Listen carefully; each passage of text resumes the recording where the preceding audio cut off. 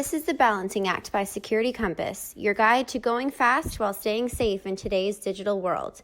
Hello, everybody, and welcome to our podcast today. We have as our guest, Malu. Malu, welcome.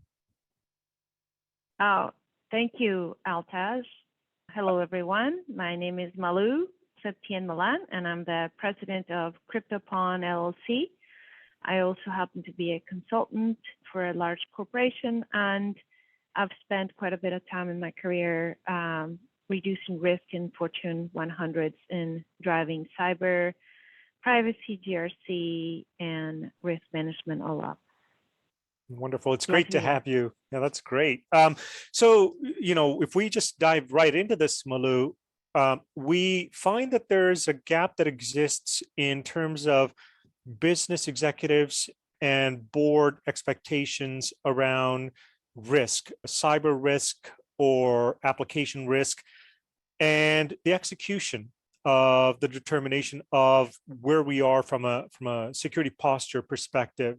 So, there are stories of CISOs producing reports for executives and board members that are really all around the number of vulnerabilities that have been caught or investments that need to be made. And then we've got on the business side, the discussion is really more about what is the return on any funding that's going to be coming out of that. Can you speak from your experience a little bit about this gap that exists between these two groups? Yeah, absolutely. I actually happen to live it almost every day, and that's part of what I do. I clearly see the gap because we're focused on different things, right? The board wants to know how are we doing and what help do you need, and how does that help equate to dollars relative to the risk. And so that's the level of conversation that a technology leader needs to be able to articulate. And to me, we need to figure out how to tell the story. So for all of you listeners, if you're a CISO or a CIO that owns the risk agenda, the technology risk agenda, to me, it needs to start with a story that says, look, security is not a thing, it's a life cycle. And it really begins with identifying the assets we want to protect, a set of controls that we will use as in a framework to be able to measure our risk posture relative to the control set, and then really educate the board on the potential type of attacks and responses to then be able to say, how ready are we given the current level of investment to detect, respond, and recover in terms of having experienced an attack, right? A major vulnerability. And it's at that level of conversation that I think we need to be able to walk into a board and say, therefore, here's what I need from you, and here's why, because here's the risk exposure. To your point, Altus, if you cannot manage what you cannot measure, is something that I always use in my Lean Six Sigma days and running risk. Now, the question is, how do you measure that cybersecurity posture? And that really is the beginning of an exercise, right? And before you measure that, you need to start with that security life cycle. And to me, one of the most important frameworks that we use in industry is the NIST CSF. Why? Because it really starts driving the idea of identifying what are your critical assets first, and then protecting them. So if you have no investment to identify them and your identification process is all manual, then that's the beginning of the conversation. And as you move through that framework, if you don't have the level of protective measures in place, then that's another opportunity for investment and so forth as you work around the circle. So let me take a pause and see how that resonates with you. Absolutely. You touched on some things that I've been seeing as well as we look at scaling security beyond being a technical activity. Many times I found that the discussion from the executive perspective is that security is some kind of a mysterious technical activity that needs to be performed. We will fund it, and then they're trying to find out what value is coming back in terms of resiliency or in terms of risk reduction in some way, given that this is now a board level and executive level decision and the accountability lies with them. I think we're starting to see much more questioning, and we're starting to see many more areas of the business now starting to engage in things like cybersecurity, in software development. So for example, legal teams and other teams are beginning to start to take a look at this more closely. And I think it touches on something that you brought up, which is really interesting, which is about being lean. I found that many times when we talk about security, we need to also consider the value add for each activity as it pertains to what the business is looking for. So for example, let's say there's a regulatory need, then are all of the activities that we are doing that form the value stream around security or value streams, do they map to ultimately providing data that is being measured against this cybersecurity limitation, or does it allow us to understand our current and future state so that we could then go in there and have a proactive discussion around funding? Can you talk a little bit more about this idea of lean? Because as we take, dev and ops and DevSecOps, and now it's becoming DevSecOps legal, and it's everything, and everything is becoming continuous. Talk about that. Yeah, sure. So when we walk in to talk to boards, I think it's important to start with understanding the attack surface for the company that they're accountable for protecting, right? And that starts with number of customers, the number of products, the number of employees, with the type of roles. You might have engineers versus operations, the number of countries, the number of offices, the number of data centers, the SaaS app, the endpoints, the corporate host, the cloud host, and external IPs. Start with that. Okay, that's your attack surface.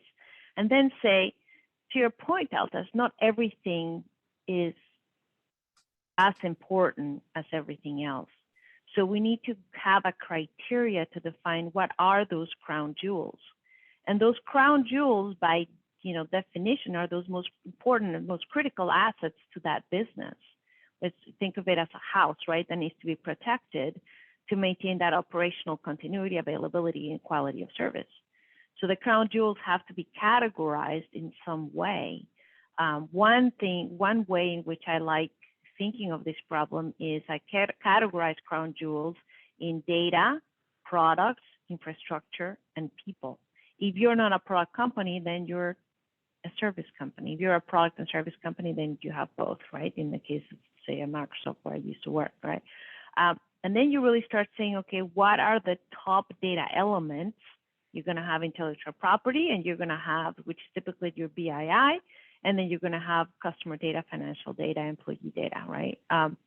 Products, what are the key products? Not all of your products might be as important. Maybe you're sunsetting some products in your portfolio, and I'm talking, software products in this case. And then same thing with infrastructure, and then your people. And, your people, you got to start with, obviously employees, and secondarily contractors, right? And then finally, think of your supply chain and your third-party risk.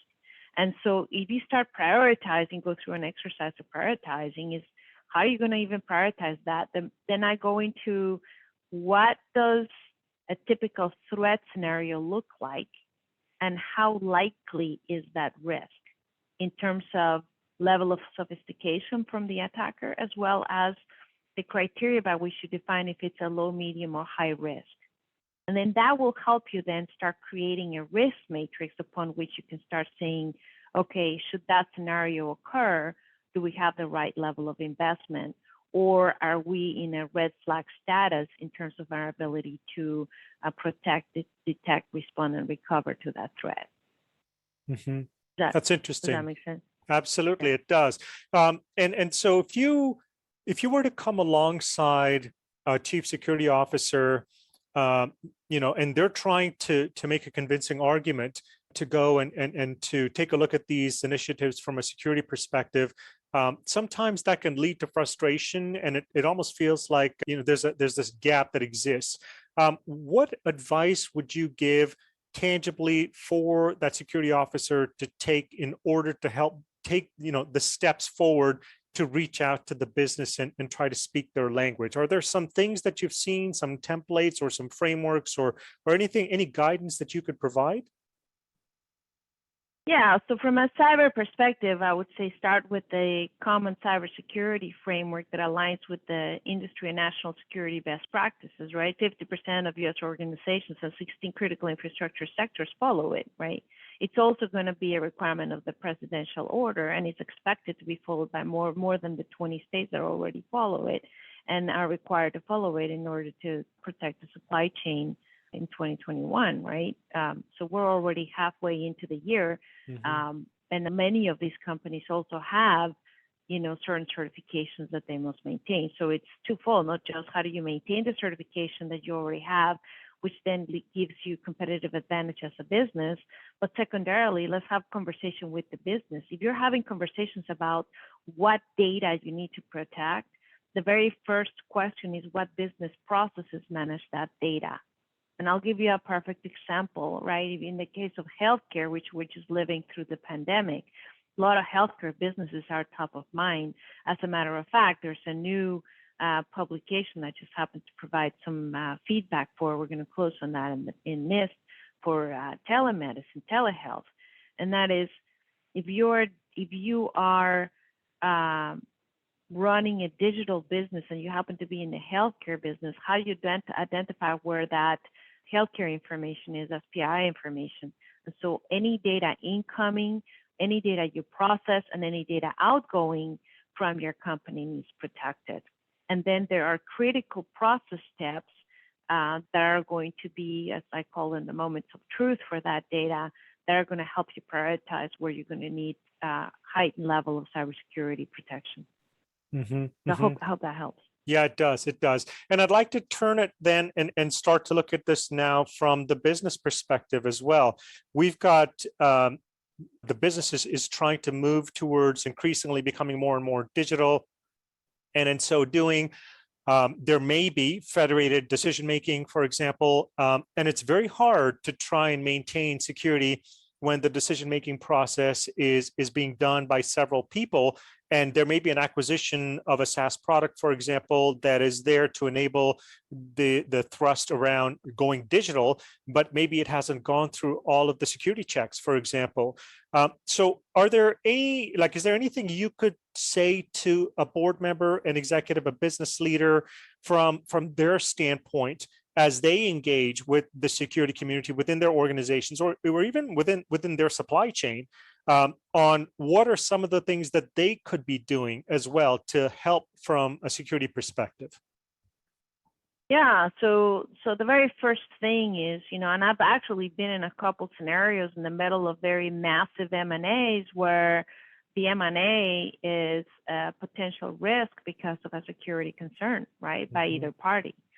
So to me, the one thing I would say is if you're a board member, you're responsible for making sure that the appropriate security measures are in play as part of that M&A activity, right? So what is the identifying, the start of the very beginning, what is the as-is cybersecurity posture as it relates to a foundational framework, like we mentioned, CSF is a very basic one. You can also use CISB 8, which is already out. And then determine, am I high, medium, low risk across all of the different controls for the acquiring company as well as the incoming company, right? Because you're as weak as your weakest link. And if that assessment comes back as a potential risk, then that's the beginning of a cybersecurity project for that M&A to be able to be executed, right? Wonderful. Yeah, there's so much more that could be said about this, especially when we talk about things with supply chain and going digital. The whole operating model of businesses, they're rapidly evolving at this point to start to take a look at artifacts that were traditionally exclusively physical, but now also taking a look at things that are in the digital realm at this point. But at this point, I think we'll close off the podcast. I just wanted to say, Malu, thank you very much for taking the time to talk to us today. This has been very enlightening. Appreciate it. Oh, thank you for having me. I appreciate it. Want to learn about what Security Compass has to offer? Check out securitycompass.com/demo for a free demo today. Want more of The Balancing Act? Be sure to subscribe to our channel wherever you listen to podcasts for more episodes.